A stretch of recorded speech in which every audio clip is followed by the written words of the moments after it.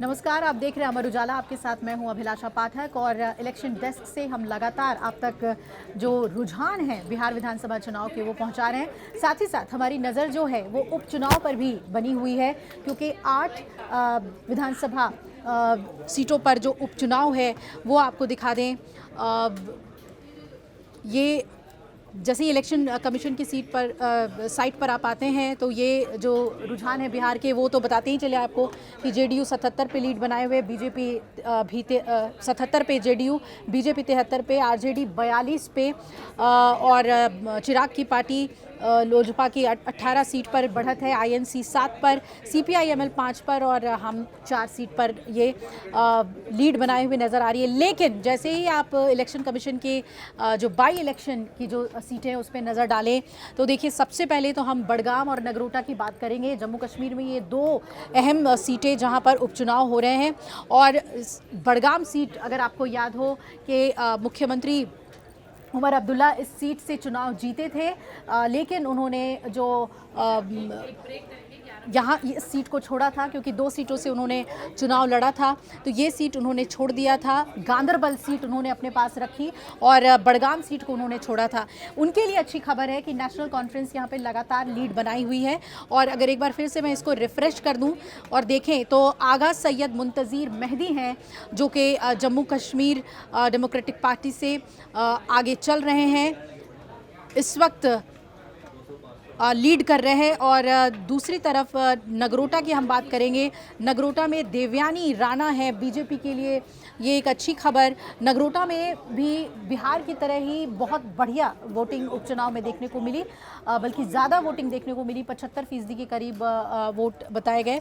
और इसके बाद हम झारखंड का रुख कर लें, क्योंकि बिहार में विधानसभा चुनाव तो एक पड़ोसी राज्य झारखंड में भी चुनाव हुआ है। ये देखिए, सोमेश चंद्र सोरेन है झारखंड मुक्ति मोर्चा के, यानी जेएमएम ने यहाँ पर अभी रुझानों में बढ़त बनाई हुई है उपचुनाव में।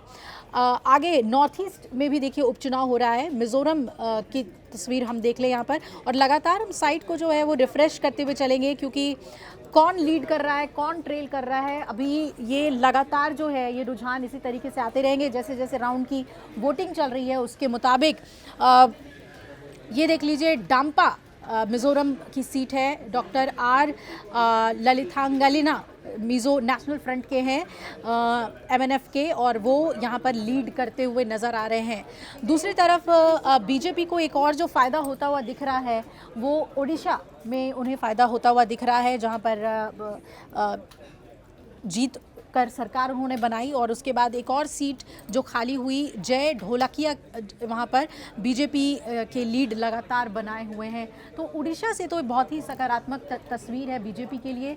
बीजेडी के जो नेता हैं वो पीछे चल रहे हैं। पंजाब का यहाँ पे जिक्र करना बहुत ज़रूरी है, क्योंकि पंजाब में भी तरन तारण जो सीट है वो खाली हुई थी। ये पे यहाँ पर हरमीत सिंह संधू हैं आम आदमी पार्टी के, जो आपको यहाँ पर लीड बनाए हुए नज़र आ रहे हैं। लगातार हम इसको रिफ़्रेश करते हुए चलेंगे। वहीं अंता सीट राजस्थान में जो है, यहाँ पर कांग्रेस के लिए खुशखबरी आते हुए दिख रही है। अंता सीट पर इंडियन नेशनल कांग्रेस को प्रमोद जैन भाया को बढ़त मिल गई है। यहाँ पर भी उपचुनाव के मतदान जो हैं वो जारी हैं। और आखिर में तेलंगाना में भी एक सीट पर उपचुनाव जारी है, उपचुनाव में काउंटिंग जारी है, जिसका कि जुबली हिल्स सीट जो है वहाँ पर नवीन यादव वी जो इंडियन नेशनल कांग्रेस के हैं वो आगे चल रहे हैं। खास बात ये भी है कि नवीन यादव को एआईएमआईएम की तरफ से सपोर्ट मिला था और असदुद्दीन ओवैसी ने इनको अपना सपोर्ट दिया था, और नतीजा देखिए कि यहाँ पर कांग्रेस को बढ़त मिलती हुई दिख रही है। तो ये उपचुनाव की इस वक्त स्थिति है। लगातार हम आप तक रुझान पहुँचा रहे हैं। बिहार विधानसभा चुनाव पे तो लगातार नज़र बनी ही हुई है वीआईपी सीटों पर, लेकिन उपचुनाव के भी ये अपडेट्स हम आप तक लगातार पहुँचाएंगे और नतीजों के बारे में भी आपको बताएंगे। जुड़े रहिएगा अमर उजाला के साथ।